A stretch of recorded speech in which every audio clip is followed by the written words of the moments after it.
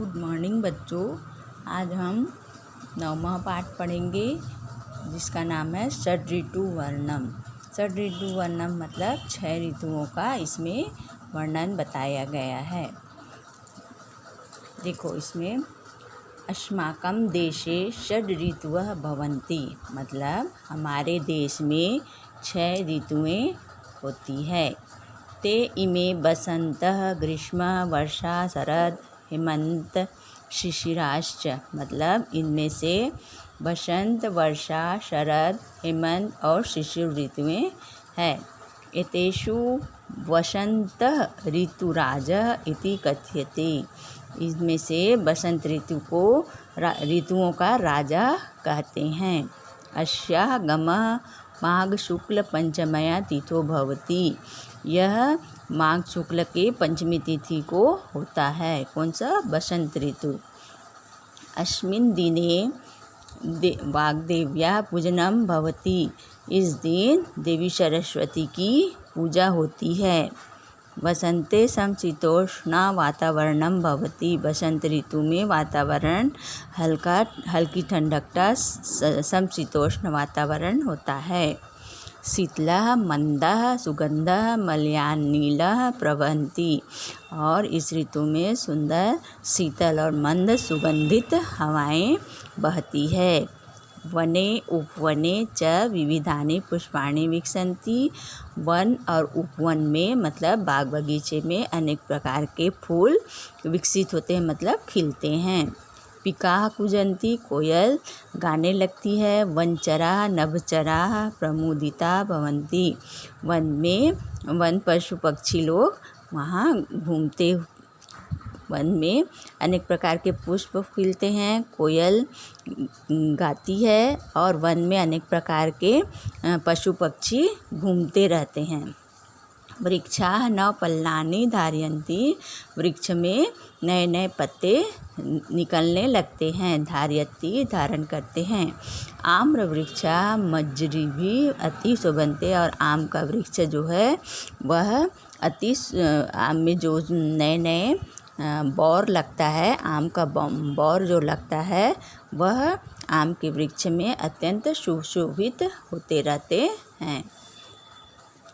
वसंते गते ग्रीष्म आगच्छति। वसंत ऋतु के जाने के बाद क्या आता है? ग्रीष्म ऋतु। ग्रीष्मे प्रचंड सूर्यातपेन धरा तपती। और गर्मी के दिनों में सूर्य के बहुत अधिक गर्म से धरती भी तपने लगती है मतलब धरती भी बहुत गर्म हो जाती है।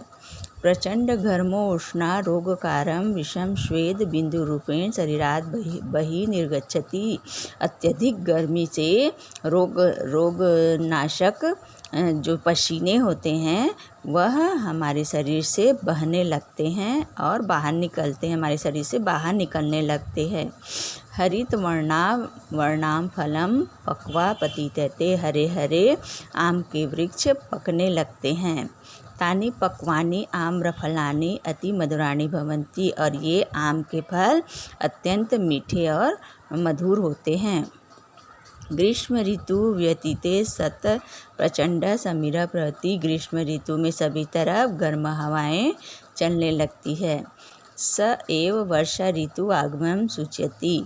और यह वर्षा ऋतु के आगमन की सूचना देती है। वर्षा ऋतु जलद स्वजल धार्यभिः पृथ्वीभिः पूर्यति। वर्षा ऋतु में सभी तरफ जल ही जल दिखाई देने लगते हैं और धरती पूरी जलधाराओं से सुशोभित हो जाती है। कृषिका कृषि भूमि हलेन कर्षन्ति बीजम वपनन्ति च। किसान जो हैं वो वर्षा ऋतु में किसान जो अपनी भूमि को हल से जोतते हैं और बीज बोते हैं। अतिवृष्टा नद्या जलेन परिपूर्णा भवन्ति। अत्यधिक वर्षा से नदियाँ जल से परिपूर्ण हो जाती है। अधिक जल आने से नदी तालाब सभी भरे हुए रहते हैं। तद शरद ऋतु आयन्ति, उसके बाद शरद ऋतु आती है। चंद्रस्य धवल ज्योत्सनया संपूर्ण धरा जलमिव आभाति, चंद्रमा के उज्ज्वल चांदनी से संपूर्ण धरती उत्सव में डूबी, संपूर्ण धरती जल की तरह दिखाई देने लगती है ना। चंद्रमा से सुंदर छाया पड़ती है तो ऐसा लगता है कि संपूर्ण धरती जल धारण किए हुए है। शरदि संपूर्ण भारतीया उत्सवेषु निमग्ना प्रतन्ति, इस समय सभी भारतीय उत्सव में मग्न हो जाते हैं। शरदन्ते हेमंत आगच्छति, शरद ऋतु के जाने पर हेमंत ऋतु आता है। हेमंते वयम महतम शीतम अनुभवामः, हेमंत ऋतु में हमें ठंडकता महसूस होने लगती है। जनाः ऊर्ण वस्त्राणि धारयन्ति, लोग उनके वस्त्र धारण करने लगते हैं, मतलब ठंडी के दिनों में हम उनके वस्त्र स्वेटर वगैरह पहनने लगते हैं। दिवसः लघु निशा च दीर्घा भवति, इस समय दिन छोटा होता है और रात बड़ी हो जाती है। अस्मिन् काले तण्डुलयुक्ता शालय कनकप्रभा इव दृश्यते, इस समय चावल युक्त धान के पौधे सोने के समान दिखाई देने लगते हैं। अस्मिन् काले, इस समय चावल के जो धान पके हुए रहते हैं वह सोने के समान दिखने लगते हैं।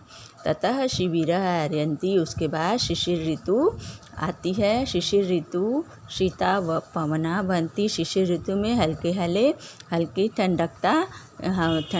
ठंडी हवाएं बहने लगती है। वृक्षाणां पत्राणि जीर्णानि भूत्वा पृथिव्या पतन्ति, इस समय वृक्ष के जो पत्ते रहते हैं वह पृथ्वी पर गिरने लगते हैं। शिशिर समापअवसरे जनाः वसन्तागमनस्य, शिशिर ऋतु जैसे ही समाप्त होती है लोग वसंत ऋतु के आगमन का क्या बोलते हैं इंतज़ार करते रहते हैं। और प्रफुल्लतायां पीत वस्त्रम धारयन्ति हर्षानुभूति, और शिशिर ऋतु में ही पीले वस्त्र धारण कर अपने आप को खुशहाली सा अनुभव करने लगते हैं। आया समझ में? यह 9वां पाठ का हिंदी में अनुवाद मैं समझा दी हूँ। कल हिंदी में अनुवाद भेजूँगी, उसे आप लोग संस्कृत कापी में लिखोगे।